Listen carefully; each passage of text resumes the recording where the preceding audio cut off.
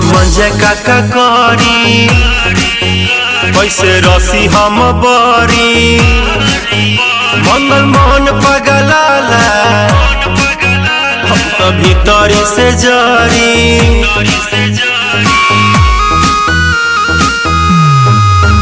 अंगद मंजे काका करी कैसे रसी हम बरी मंगल मन पगलाला अपन भीतरी से जरी।